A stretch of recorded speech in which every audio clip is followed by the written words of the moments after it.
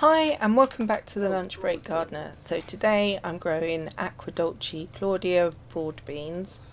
This is a good choice really for autumn sowing, but I'm planting mine 27th of March, which I put on the screen. You can sow them from about February through to April, as long as it's not freezing or the ground's not waterlogged. So a greenhouse is a good choice, a cold greenhouse. So I'm planting these about 2 inches deep. I'm not too worried about distance between them because obviously I will be potting them on. You could sow them direct in the ground about the end of April, early May, and they need to be about a foot, maybe just less apart. Be careful not to plant them in heavy soil because this can rot them before germination. So a light soil. I'll show you in a minute, I did for nostalgia germinate some in a glass jar. So I'll show you in a minute, I'll just cover those over and give them a water.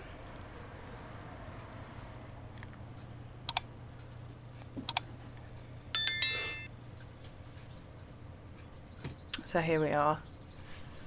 So they did germinate. They looked, well, not all of them, but most of them did. And they looked okay. I just wish I hadn't have used like a bottleneck jar, but it was the only one I had available. They were really difficult to get out.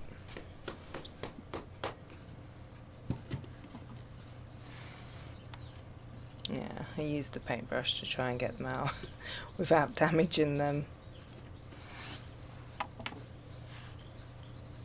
So I try to get these out. See, they've got a good root on them.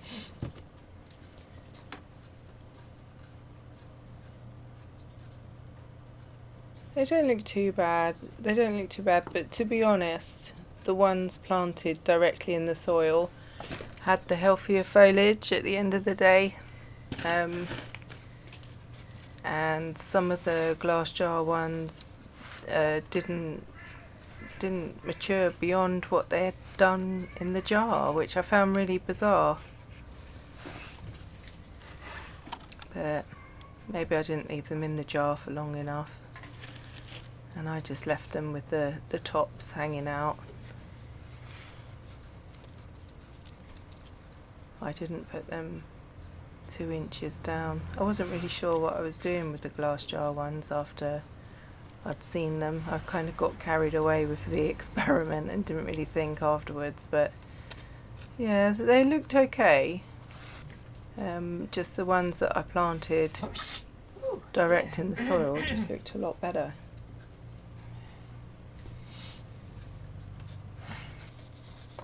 So this is the 9th of April for my direct ones, and I'm going to pot them on now. They're much healthier looking than the other ones. So I'll just show you the root ball as well. I mean, look at that. Looks really good.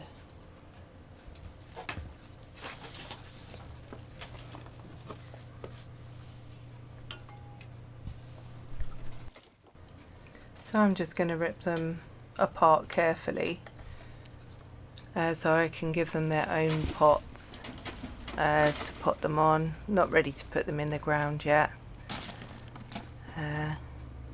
because I'm not too sure of the weather.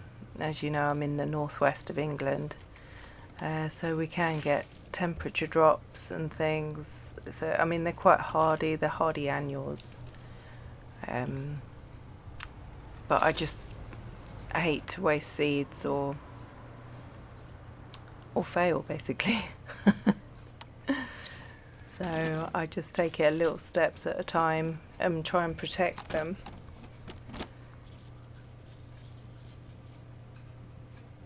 So the nutritional value on these is vitamin A, C, E, and of course they're a source of protein.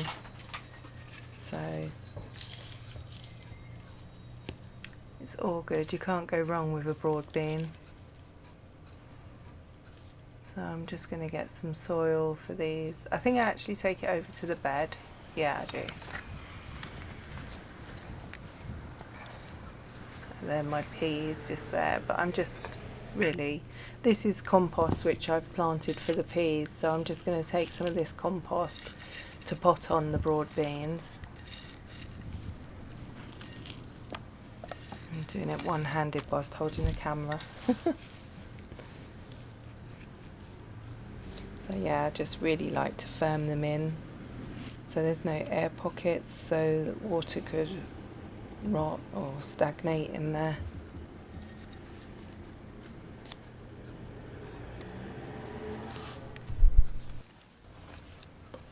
So I did all of them, including the smaller one. I don't really want anything to go to waste, and I'm going to give them a good water. I think I've already watered the other ones, actually, and then I'm going to pop them back in the greenhouse. So yeah, just label everything just in case, because we do plant similar things. So this is the 9th of May now. So I filled this up with fresh compost, and I'm just going to dig in some bloodfish and bone just to give a little bit of extra nutrients to the soil. That foliage that you can see there is a swede that I've let go to seed this year. It kind of looks a little bit more overbearing in that area than what it actually is, but it's kind of fallen forward, but that's fine. But the broad bean, it'll grow to about 1 metre high, and quite wide as well. These are really good producers, this variety of broad bean, so they will need quite a lot of nutrients to keep them going. So I always dig in a little bit of bloodfish and bone. I know it's not to everyone's taste, but it definitely does work, because I don't have access to lots of manure. I mean, I generally do buy chicken pellets, but they're quite expensive. Bloodfish and bone is half the price, and it does a really good job of feeding your plants as well. So I'm just taking all of these out. I'm just going to de-weed this. I don't want to put on the weeds into my bed, so I try and get rid of all the weeds first, even though I do get a lot of weeds in the bed anyway. Just try and make life a bit easier by getting rid of them first. I'm just going to take them all out and line them up. They actually like sunny position, so south facing or west facing. So my sun during the day, I've just indicated on the screen where the sun comes from during the day and where it comes from during the evening. So this is a nice sheltered position for them to be in, because they don't like wind. Obviously they're quite like bendy and gangly, so they need to be supported as well, which I'll show you in a minute. But yeah, just trying to plant them all roughly together. They do grow to, I think, about 1/2 metre wide, so these should stretch out and reach one another.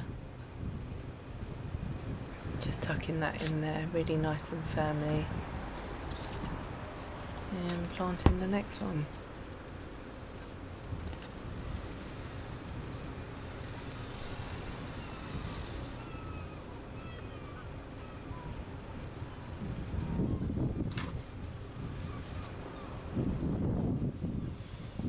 So when these have grown a little bit more and they've produced the first tubulars, I'll pinch out the tops, because broad beans really attract black fly quite badly.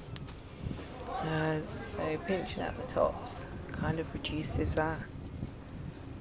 So you pinch the top out about 2 inches, 2 to 3 inches. So here I'm just tying up with the string quite loose, just to give it some support. I'm just going to push them in with my foot just to make sure they're nice and firm, and then I'll plant the last one.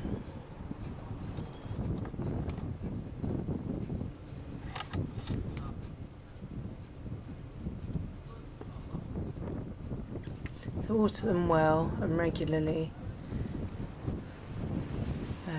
throughout, especially throughout dry periods. They will really suffer otherwise. But I say really suffer, but they are quite a tough plant.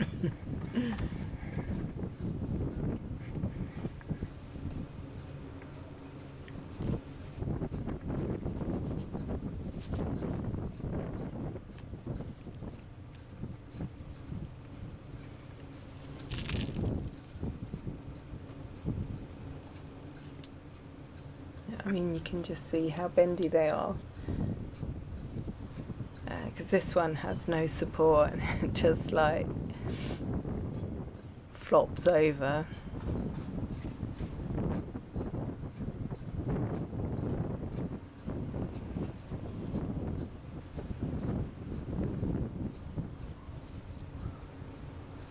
This one's quite bad actually, generally, but it's a bit taller than the others. But you can see where I'm going with it. It's just ridiculous. They don't cling on like peas. You need to tie them on.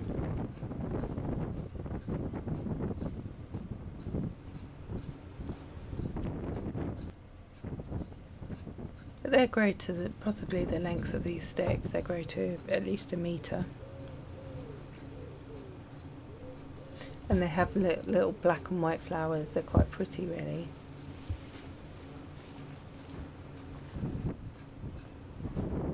So I just water them in.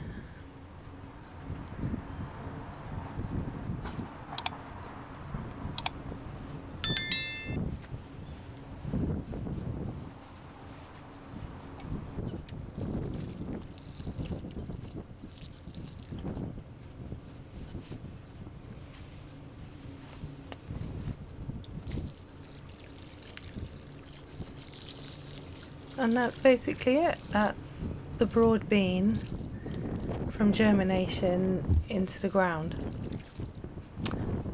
Okay, thanks for watching, and I'll catch you next time.